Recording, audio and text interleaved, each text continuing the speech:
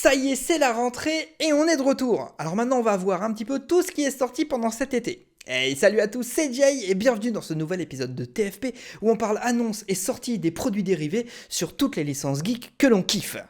Allez, c'est parti!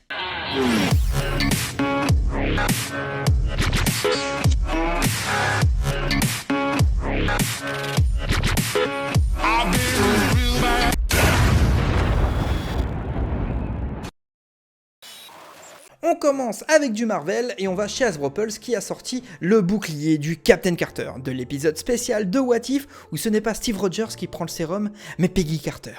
Dans leur collection Legend Series, ce bouclier est donc à l'échelle, il peut être utilisé en cosplay et il fait également un très bel objet de collection. Au prix de 190€ est déjà disponible, si vous voulez, le lien est juste en dessous. Allez Marvel, hop, ça c'est fini, maintenant on passe à Doctor Who.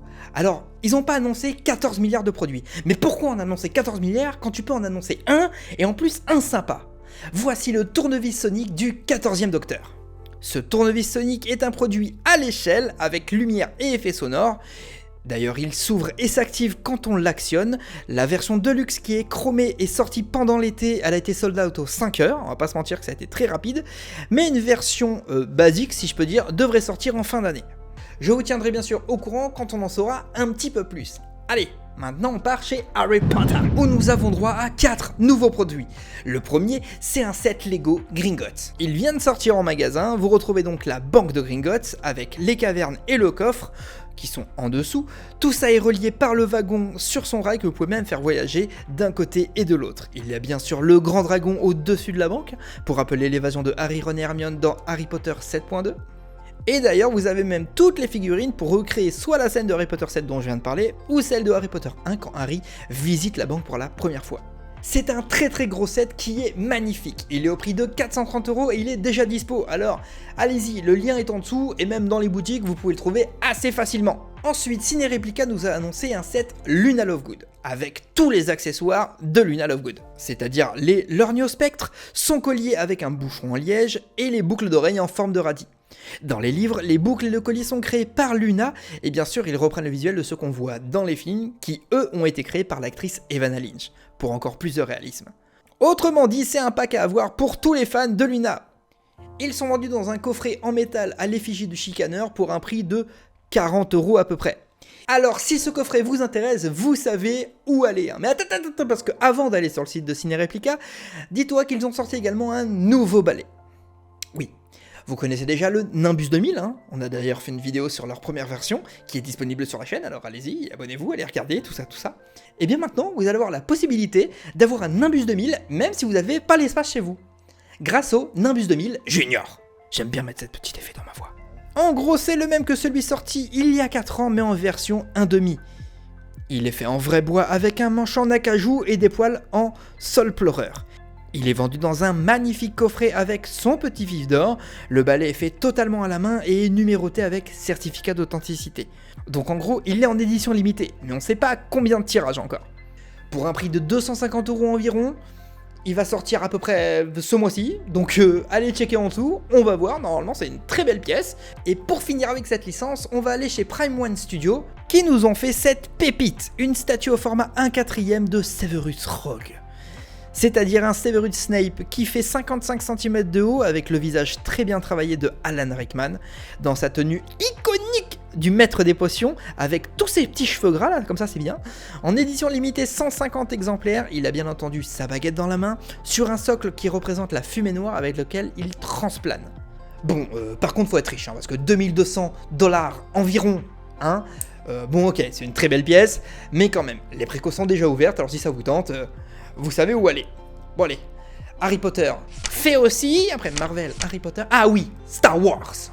Avec la série Ahsoka qui vient de commencer, hein, depuis 3-4 semaines à peu près, vous vous attendez à des produits sur cet univers, et bien ça tombe bien, et on va commencer avec le personnage principal, et surtout le sabre du personnage principal. Un sabre de chez Hasbro Pulse, donc une très belle réplique du sabre d'Ahsoka, qui reprend le visuel du sabre dans la série. Alors oui, vous allez vous demander, mais il en manque un là, parce que normalement Ahsoka elle en a 2 quand même. Eh bien oui, Hasbro a décidé d'en mettre que 1, pour subtilement vendre le deuxième plus tard, pour faire le set. Bouh, on vous voit Hasbro, hein.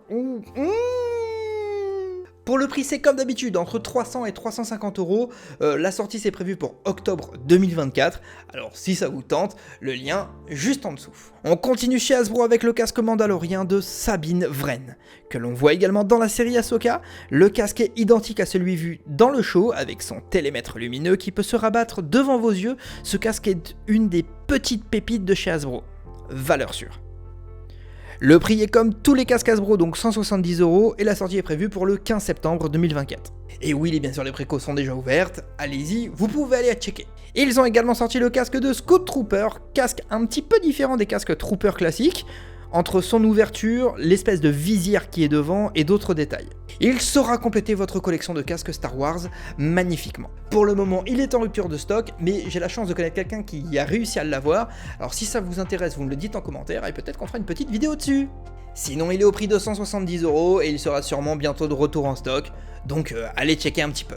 Hot Toys nous a également annoncé 2 figurines au format 1/6, un Sandtrooper et son Dewback. Les 2 figurines peuvent être achetées l'une sans l'autre ou à l'inverse faire un set complet.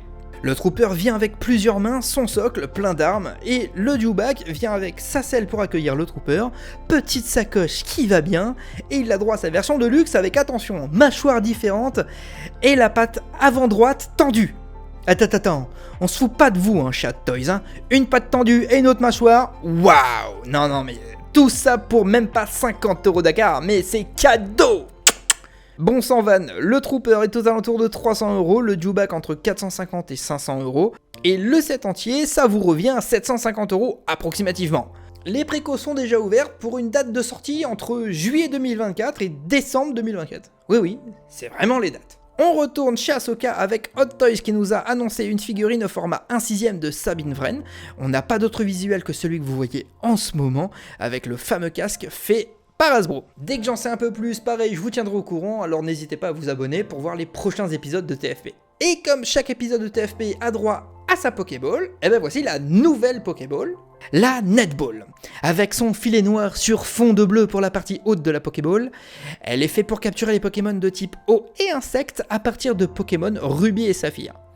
Le coffret de Light-Up est identique à toutes les autres, c'est bien sûr The Wand Company qui l'a fait et elle est déjà disponible au prix de 110 euros. Le lien est bien entendu dans la description. Et si on parlait un peu de One Piece, ça vous tente ? Alors bien sûr, on va parler des produits qui sont sortis par rapport au live action de chez Netflix, et on commence avec Hot Toys. Hot Toys s'y met avec 2 figurines au format 1/6, la première étant celle de Monkey D. Luffy, personnage principal de cette série.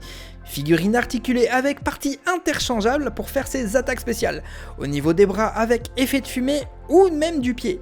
Cette figurine reprend le visage d'Inaki avec le célèbre chapeau de paille. Il vient avec le fruit du démon Gum Gum, tout plein de mains et son socle pour le maintenir. Au prix de 290 euros, les précos sont déjà ouvertes pour une sortie en décembre 2024. Et bien sûr, Hot Toys ne s'est pas arrêté là puisqu'ils ont annoncé également Roronoa Zoro, le triple épéiste de l'équipage du chapeau de paille. Il reprend le visage de Mackenyu, très ressemblant d'ailleurs.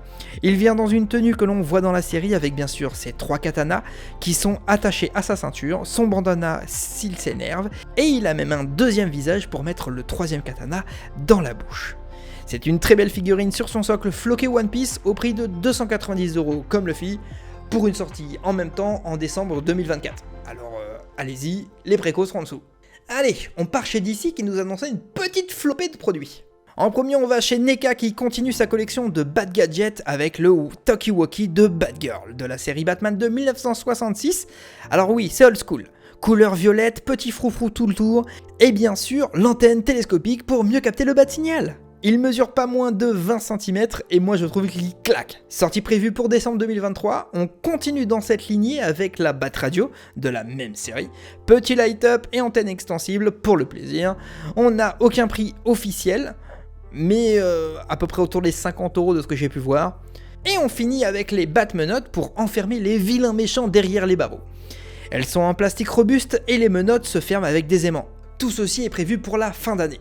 On continue avec Prime One Studio, qui a annoncé sa sculpture au format 1/4 de Blue Beetle. On voit donc l'armure / seconde peau de Jaime Reyes, si je le dis bien, bleu et noir, light up sur le corps, sur même tout le corps, ainsi que les yeux. Les autres pattes du scarabée qui viennent du dos sont dessus également, avec leur light-up à eux aussi. Elle vient également avec les ailes qui peuvent se mettre ou non sur la sculpture. Et oui, elles ont leur light-up intégré. Également toutes les armes que l'on peut voir dans le film qui se mettent sur les mains ou même dans ses mains. Et tout ça avec tout plein de light-up, c'est un plaisir. Elle va sur son socle et si vous prenez la version Deluxe en édition limitée 199 exemplaires, vous pouvez avoir le scarabée en taille réelle. Oui, c'est une petite pépite. Tout ça pour un prix de 1400$ pour la version simple et 1600$ pour la version Deluxe. La sortie est prévue entre novembre 2024 et février 2025. Les précos sont déjà ouvertes, alors vous pouvez aller checker. Allez, on continue avec Queen Studio, qui ont sorti leur Batman de Robert Pattinson, au format 1/3, c'est comme ça qu'on dit, 70 cm de haut dans son costume magnifique du film The Batman. On peut mettre ou non le masque, et quand on l'enlève, on peut voir le visage de Pattinson, qui est d'ailleurs très bien réalisé. Il vient sur son socle Batmobile, qui reprend la Batmobile du film, bien entendu, et tout ça avec des petits light-up, il est fou! Et bien sûr, il a une posture bien badass. Au prix de 2300€ en édition limitée 689 exemplaires, elle est déjà dispo, alors si ça vous tente, oui, vous le savez.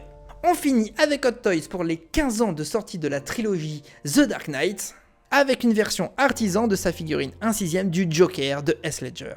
C'est une sortie exclusive à 4000 exemplaires, elle reprend son costume monstrueux du film, il vient avec tout un tas d'armes, des billets, des cartes à jouer, un crayon pour ceux qui ont la ref. Les cheveux sont implantés un par un, oui, c'est bien fait. Elle a un système pour faire bouger les yeux et lui donner le regard que vous voulez, et un socle lumineux pour l'exposer, au prix de 515$ pour une sortie prévue entre juillet et décembre 2024. Pour les précos, ce sera sur liste d'attente, alors checkez de temps en temps pour être au plus tôt dessus. Alors pas de chronique pop-up pour la rentrée, parce qu'il y a juste beaucoup trop de produits qui ont été annoncés par Funko, mais dans la description je vous mets un lien pour aller voir tout ce qui est sorti et pour voir justement si certaines peuvent vous plaire et potentiellement aller dans le panier quoi. Et voilà, c'est la fin des annonces pour le moment. N'hésitez pas à me dire dans les commentaires quel produit va finir dans votre panier parce que oui, on sait que vous allez craquer. N'hésitez pas à mettre un petit pouce bleu si la vidéo elle vous a plu et surtout à vous abonner pour voir tous les autres formats qu'on fait sur la chaîne et également tous les épisodes de TFP. Allez, je vous dis à très vite pour les prochaines sorties. Allez, ciao!